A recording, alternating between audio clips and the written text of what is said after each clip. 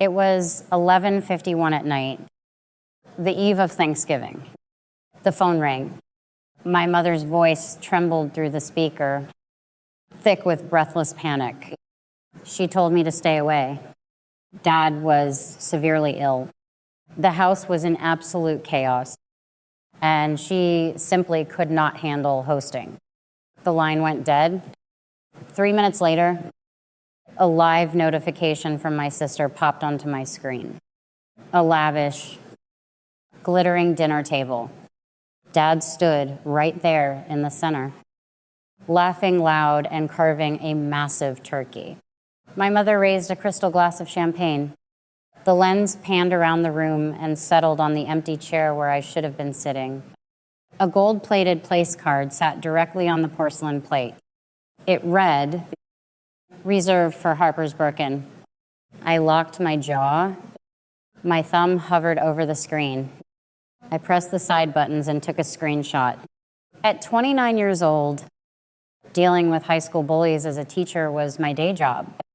Dealing with my family was my unpaid overtime. For 7 years, I was the quiet, invisible safety net. My parents had quietly drained their entire life savings, $150,000, just to fund the illusion that my older sister, Harper, was living the ultimate high society dream. They paid her mortgage. They bought her designer clothes, all to impress her aristocratic, utterly ruthless mother-in-law.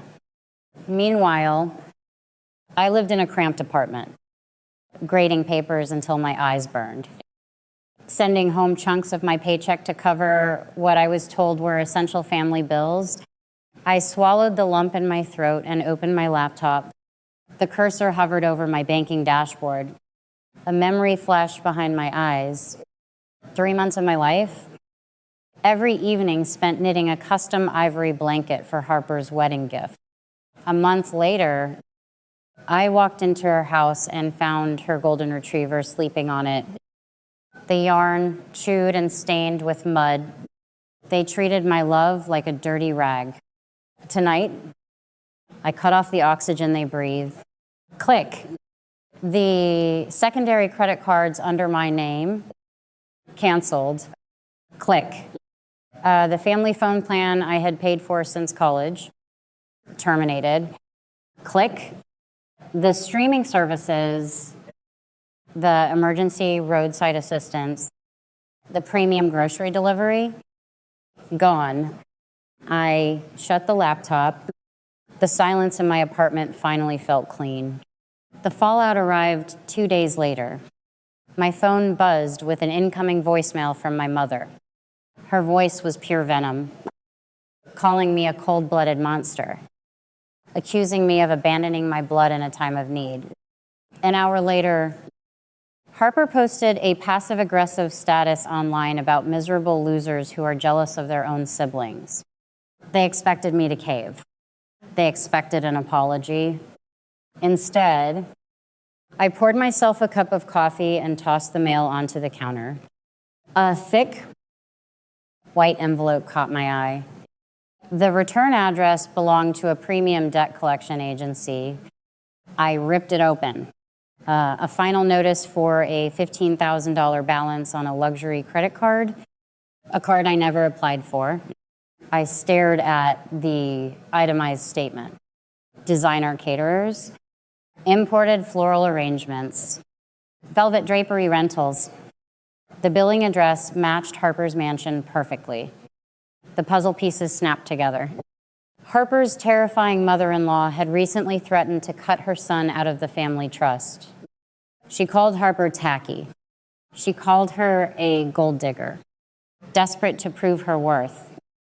Harper needed to throw a massive high society anniversary gala, but my parents were completely bankrupt. So they stole my Social Security number. They sacrificed my financial future to buy velvet curtains for a party I was banned from attending.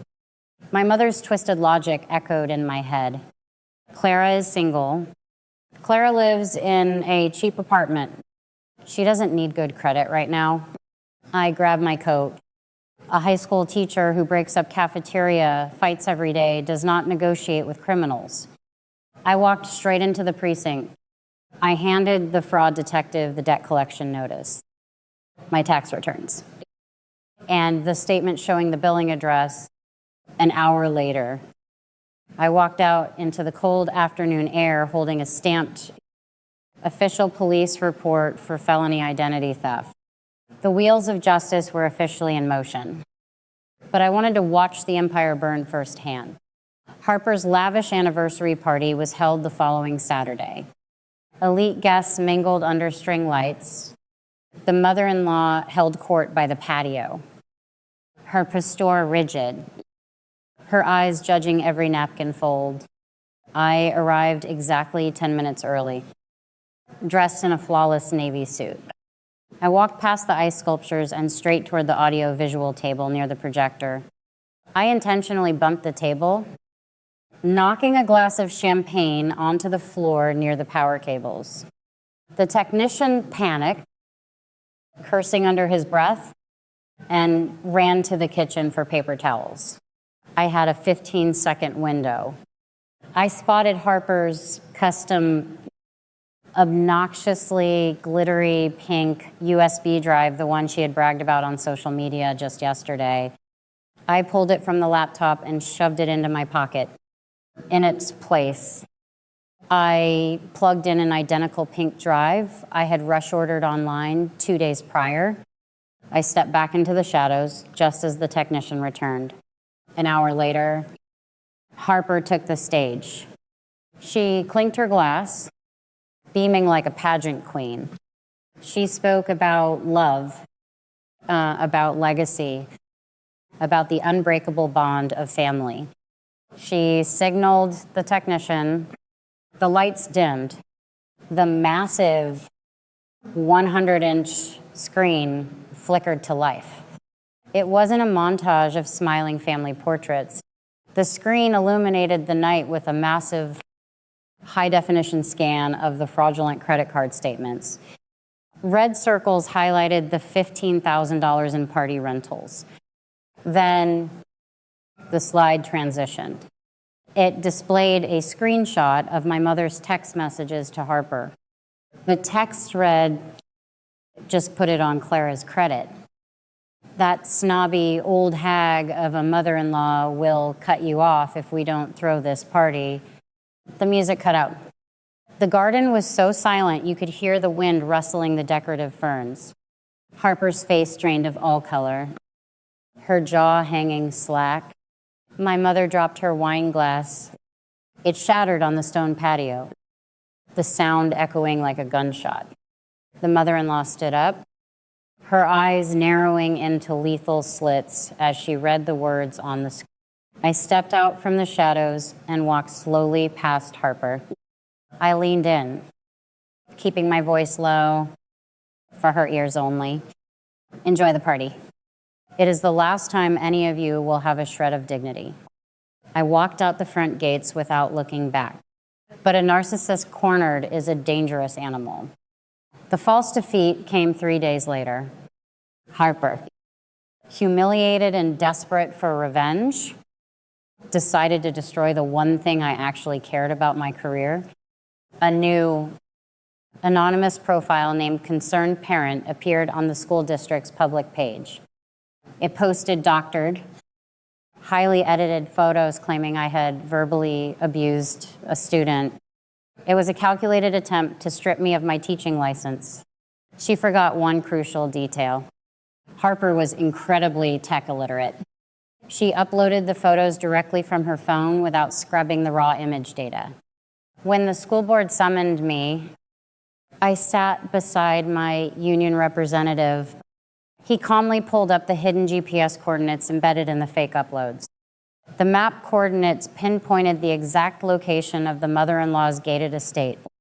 The defamation had originated from Harper's own phone. With the GPS data printed and the felony police report in hand, I drove straight to the mother-in-law's corporate office. I bypassed the receptionist and slid the folder onto her mahogany desk. I laid it out plainly. If my sister went to trial for felony identity theft, and if the school board filed a cyber harassment suit, her prestigious family name would be dragged through the mud on the front page of the local news. The mother-in-law looked at the documents, then looked at me. A cold, mutual understanding passed between us. She picked up her phone and called her legal team. She ordered them to immediately activate the morals and criminal conduct clause in Harper's ironclad prenuptial agreement. By Friday, the locks on Harper's mansion were changed. Her husband filed for an expedited divorce. She was thrown out on the street with nothing but the clothes in her suitcase. With their golden child homeless and the police actively investigating the fraud, my parents completely collapsed. In a panic, my mother called my younger brother, Mason, begging him to sell his car to help them hire a defense attorney. Mason took one look at the sinking ship. He packed his gaming consoles, stole my mother's last pawnable diamond necklace off her dresser, and skipped town in the middle of the night. My mother was left entirely alone in an empty house, waiting for the foreclosure notices to arrive. The storm finally broke. The air cleared. I sit here now in the quiet peace of my small apartment, holding a warm mug of coffee. The silence is no longer heavy. It is a sanctuary. There is a profound, specific kind of grief that nobody warns you about. It is the grief of mourning living people. It is the agonizing process of realizing that the people supposed to love you unconditionally view you only as a utility. They do not accidentally forget you. They intentionally erase you.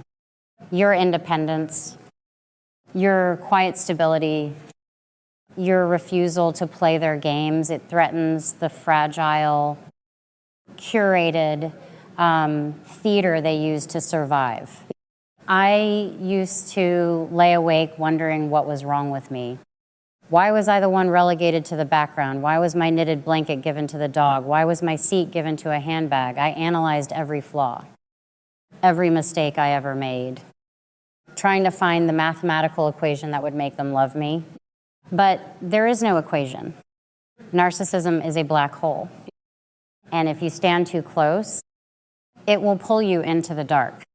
Over the past year, as I built my life back from the ashes of their betrayal, I learned 3 fundamental truths, 3 rules that I now carry in my bones. Rule number 1, blood is a biological fact, not a lifetime debt. Society loves to weaponize the concept of family. We are told to forgive the unforgivable because we share a last name. We are told to keep the peace. But keeping the peace usually means waging war against your own mental health. Loyalty is earned. Respect is earned. If a tree is rotting from the roots, you do not keep watering it. You cut it down to save the soil. You are allowed to walk away from people who hurt you, no matter who they are. Rule number 2, silence is the ultimate weapon. When you are dealing with people committed to misunderstanding you, your words are just ammunition for their victimhood. If I had screamed at that Thanksgiving dinner, if I had sent a long, crying text message, they would have called me crazy. They would have used my pain to justify their cruelty. Do not argue with deaf ears. Step back. Cut the cord. Let your calculated, absolute absence shatter their eardrums. When you stop chasing people who do not care, you finally create the space to find the people who do. Rule number 3, the perfect revenge is not getting your hands dirty. True justice is holding up a mirror of absolute truth and letting the villain's own greed destroy them. I did not ruin my sister's marriage. Her own desperation for status ruined her marriage. I did not bankrupt my parents. Their obsession with a fake image bankrupted them. I simply handed the evidence to the right people and stepped out of the way.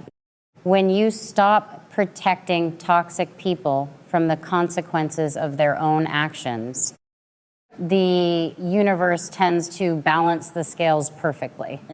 Today, my life is undeniably smaller, but it is infinitely richer. I have colleagues who respect me. I have friends who show up when they say they will.